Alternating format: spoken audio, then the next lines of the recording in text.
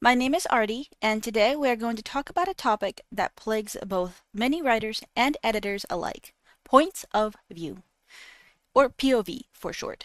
I'm going to cover what it is, how it affects your story, give a hot take that you are going to want to stay tuned for, and discuss how I broke conventional wisdom in my own book, Reasons Found in Promises. Let's get to it today on Adrian's Author Rambles. So, what is point of view? For those who know, feel free to skip ahead in the video, or you can listen to me blab for context, whatever works for you. Point of view is the proverbial camera lens through which your story is being viewed. First, second, and third are the base layers. First is told from the perspective of the character themselves, the camera being effectively in their head, and as such, as you will see pronouns I, myself, and me. A lot. This is one of the most popular POVs in fiction right now, as it allows for an intimate insight into the inner workings of a character, and allows for plots that rely on information deprivation from the reader. It is also deceptively hard to pull off correctly.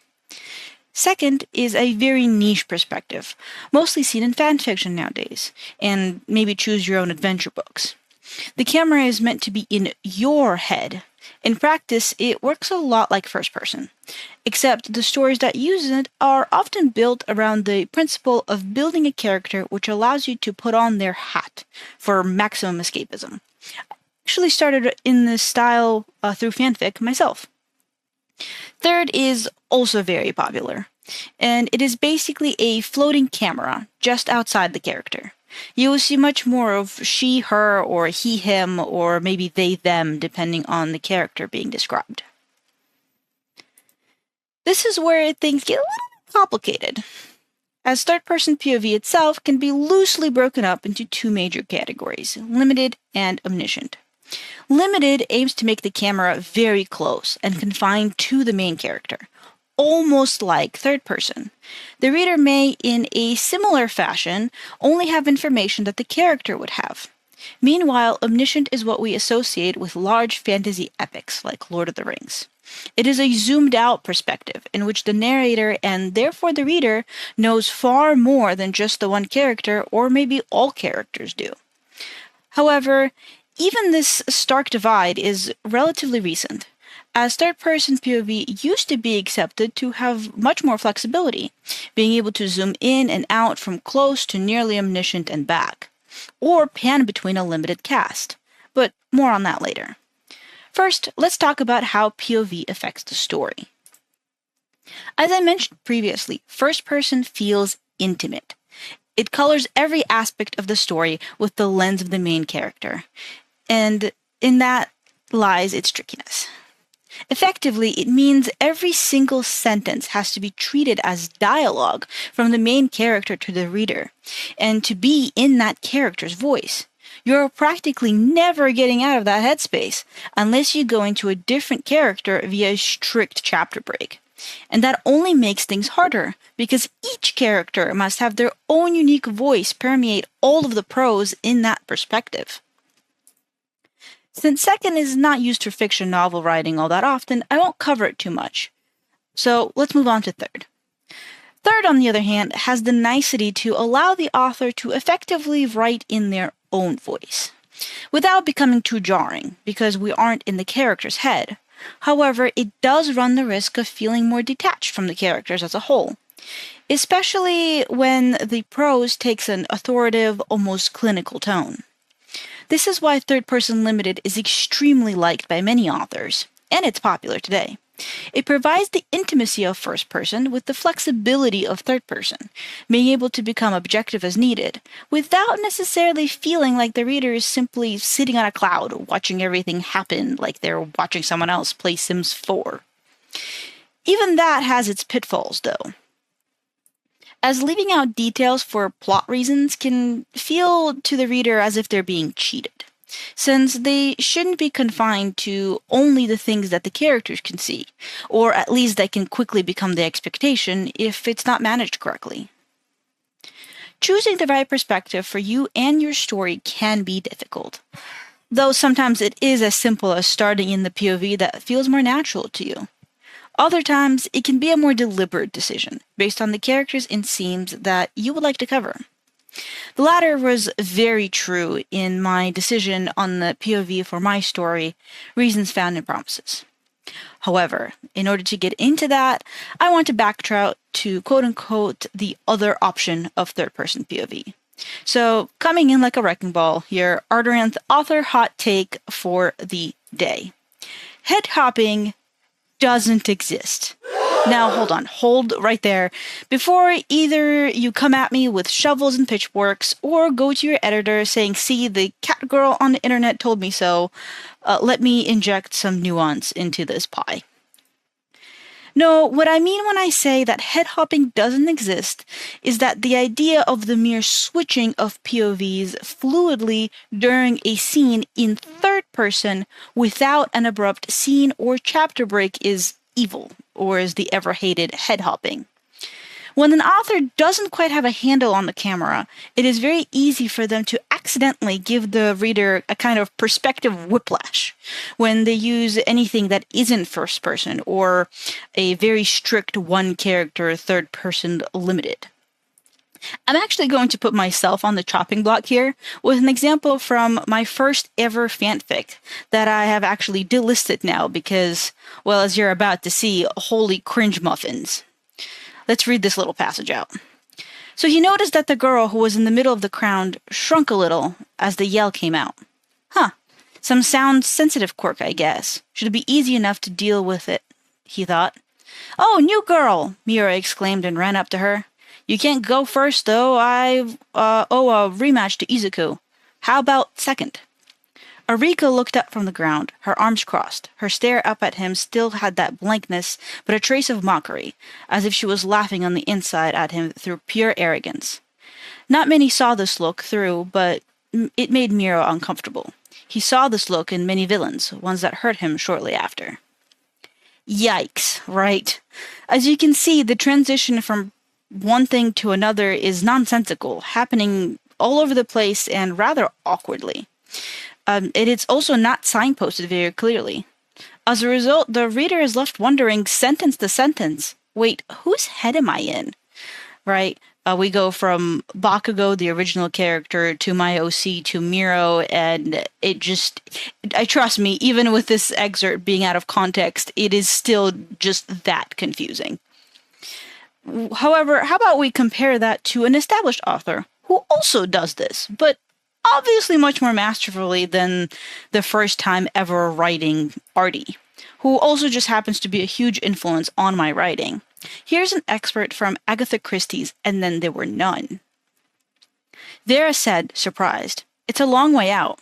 She had pictured it differently, close to shore, crowned with a beautiful white house. But there was no house visible, only the boldly silhouetted rock with its faint resemblance to a giant head. There was something sinister about it. She shivered faintly. Outside, a little inn, the 7 stars, 3 people were sitting. There was the hunched elderly figure of the judge, the upright form of Miss Brent, and a third man, a big, buff man who came forward and introduced himself. "Though we might as well wait for you," he said. "Make one trip of it. Allow me to introduce myself. Name's Davis, natal, South African, by my natal spot. Haha." He laughed breezily. Mr. Justice looked at him with active malevolence. He seemed to be wishing that he could order the court to be cleared. Miss Emily Brent was clearly not sure if she liked colonials. As you can see, we went from Vera's head to the Justice and Emily Brent. But the reader is led through the scene extremely clearly. And although we move from a close perspective of one character to another, the reader never loses footing. Or here's another example from a much more recent and probably something that you are fond with from your childhood.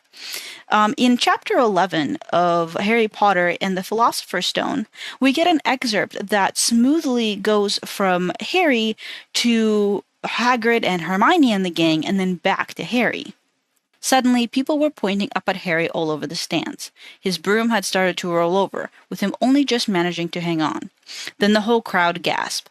Harry's broom had given a wild jerk, and Harry swung off of it. He was now dangling from it, holding on with only one hand. And we go through a bit of a conversation that I will pass forward to, But the more important part is we get to this point where Hermione had fought her way across the stand where Snape stood and was now racing along the row behind him. She didn't even stop to say sorry as she knocked over Professor Quirrell headfirst into the row in the front. Reaching Snape, she crouched down, pulled out her wand, and whispered a few well-chosen words. Bright blue flames shot from her wand on the hem of Snape's robes. Basically, this whole excerpt starts revolving around Hermione's point of view. Harry has no knowledge of this, and he would only find out about it later when Hermione talks to him about it. Even though the story is supposed to be and is largely written in a very close third-person perspective, zoomed in on Harry, we see this excerpt here where it completely zooms out and follows other characters. In this case, the point of view switches so smoothly that the reader knows exactly what is happening, but doesn't even notice the camera not being where it's supposed to be. Both of these examples show an author writing in this close person limited, and both quote-unquote head hop by today's standards. But as you can see, the same POV whiplash as present in my early attempts is not present here. So, why do we hear all of the fear-mongering surrounding head-hopping? It's not unfounded, no matter how frustrating. Firstly, it's a good and sound advice not to start experimenting with fluid POV structure right away, before you get the hang of keeping the camera locked in its intended position. Also, it gives you an inherent edge in today's fast-moving and market-driven fiction world, because sticking to one POV dramatically lessens the amount of cognitive load on the reader. You see, around the 1980s, there was a kind of increase of fiction becoming mass-produced for profit, and reader accessibility became extremely important during that time. The more accessible the writing, the more marketable it is, and the more money publishers can make out of it. The idea then trickled down to editors, the ones polishing novels and picking out which ones to be published. And from there, it trickled down to teachers and eventually other writers who grew up and, started writing with those types of teachings. So here we are today. If you want to read more about the history, you can start off with James Wood's How Fiction Works, which talks about the free and direct style and the evolution of third-person prose in its first chapters. This is especially evident, however, when you pick up fiction written pre the 2000s. Other good examples of third-person POV that isn't quite as strict as we see today include the iconic Pride and Prejudice and Tolstoy's War and Peace, though the first lens leans closer to free indirect discourse, which is basically third person written so closely tied to the character's voice it blends together, while the second is a staple of roaming omniscient. Which leads me to my quiet, probably futile, rebellion in my choice of point of view for reasons found in Promises. This will not include major spoilers, but if you would like to pick up the book prior to watching this part, the best place to do so would be my website, www.ardoranthfields.com. Although retail options are available, the cheapest and most supportive option is the direct purchase, which you can get both paperback and ebook formats through. So, what did I do? Well, Reasons Found in Promises teeters the line between third-person limited and omniscient by using a technique seen in old fantasy novels, which is when the narrator is technically, but not necessarily noticeably, a character of their own. In practice, the point of view in Reasons Found in Promises sticks close to Zoe or Ronan. I very deliberately limited the points of view of the characters to keep things easier, and any deviations are quick, quippy asides meant to remind the reader that we aren't strict close person. However, the prose does carry a snark to it that was very carefully designed to blend in well with Zoe's voice. Specifically, in my own eyes, by being the voice of the third goddess out of the maiden mother crone archetype that inspired the religion of the cryptfolk. I basically treated the crone as a subdued version of Betty White, who had access to the inner thoughts and workings of Zoe, who she felt very close to, and Ronan, who became such a huge influence in her life. This is not made noticeable through the prose per se, as it is meant to be unobtrusive, but it does provide a lens to make sure that the prose, all of it throughout the book, feels cohesive and has its own voice, as well as helps the camera movement from one point of view to another. Here are some examples of early chapters of Reasons Found in Promises. Once the sound of the psychiatrist walking away faded into silence, Zoe returned to the bed. She flopped onto the stiff mattress, blissfully unaware that she was on someone else's mind tonight. While she fell asleep instantly, on the opposite side of the building and 2 floors up, Ronan lay wide awake on the bed that barely fit his tall frame. Resting his head on his arms folded below it, he stared up at the popcorn ceiling, trying to imagine it was the night sky he missed so much. Instead, his mind kept wandering to the girl he met today, wondering what possessed him to even let her sit there, never mind talk to her. As we can see, the camera zooms out, then zooms back in on a different character, reminiscent of the Agatha Christie excerpt I showed you earlier. It's almost racing through the halls up to Ronan. Although this kind of very drastic movement doesn't happen often, this is meant to be an extremely pointed way to let the reader know early what the rules of the camera are. And here's another excerpt in which I aimed for a more fluid transition. She cried and cried until a sturdy leg hit her side and she looked up. Her dark eyes met bright hazel ones. She jumped up like a startled cat. I'm sorry, I don't know where. I'm sorry, I'll leave. Voices that came from the stairs on the other side of the hallway only made her hasten her retreat as she backed away from the man, only stopping when she realized who it was, the guy from yesterday, Ronan, who, luckily for both of them, managed to keep a cool head, quickly realizing that she was hiding where she wasn't supposed to be, and that the people coming here at this time of the evening must be looking for her. He should have just let her go. Let her back herself into a corner and get found, but running away from somewhere was one thing. Running away and being here? That could be serious trouble. So he opened his door and held it with his fingertips.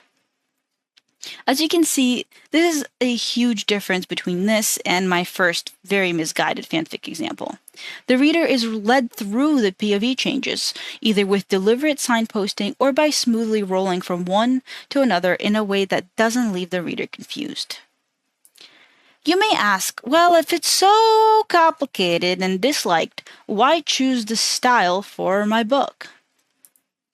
For one, Reasons Found in Promises is a romance story, but not one that relies on the back and forth of the will they, won't they. It covers a much more interesting, to me at least, ground, which is how a couple goes from complete strangers to completely intertwined, how they handle each other's flaws, insecurities, and trauma. It is their story, and as such, felt more aptly told from their POV, especially since by the end, one could argue they are one being. To label chapters with their names and break up scenes almost felt like drawing a proverbial divide between the characters that I did not want down at the structural level. It also allowed me to cut down on redundancy. Although we have some looking back type scenes where one character reminisces on what just happened while we are in the other's head, they are brief and few and far between. This more fluid approach to point of view allowed me to, especially in very key moments of the story, blend their thoughts into one continuous scene, without having to retell it in the other point of view in order to get their thoughts on it. Lastly, and probably the biggest influence for this decision, was Zoe. We learn early that Zoe struggles with suicidal ideation. She has attempted to kill herself multiple times, and has multiple scenes of pure psychological void, as well as relapses. To write a whole book, or even half of it if I were to split it with Ronan's perspective, would have been such a huge difficulty. Reading it would get depressing, and probably redundant fast. I didn't really want the story to be bogged down to it, to the point that it becomes impossible to see the blooming romance or the subtle but potent character arcs around them. Having this point of view allowed me to zoom out and observe Zoe's actions without being too close to her very hard to be in mind. Ronan would have also been a difficult character, as inhuman as he is, but Zoe was definitely the major contribution here. Between all of that, I made the controversial decision to throw conventional wisdom out the window, resulting in a not quite omniscient third, as we stick very close to Zoe and Ronan, but not quite a strict third person limited either. This doesn't have a very official name, but the closest I've come across is semi-omniscient third, or sometimes roaming third. I know this will likely mean some readers will dislike the prose-on principle. It is a big reason as to why I went the self-publishing route, but it felt right for this story, and I stand by the decision. That is it for today's author ramble. I hope it was fun and informative. Please let me know in the comments if you've read Reasons Found in Promises, or any of the aforementioned works, and what do you think of the points of view in them? Are there any you really like or dislike? Or maybe you've read a book of this kind of POV thinking that you were going to hate it, but then became a convertee as you read it. Otherwise, I will see you guys next time on an author ramble. Have a great day.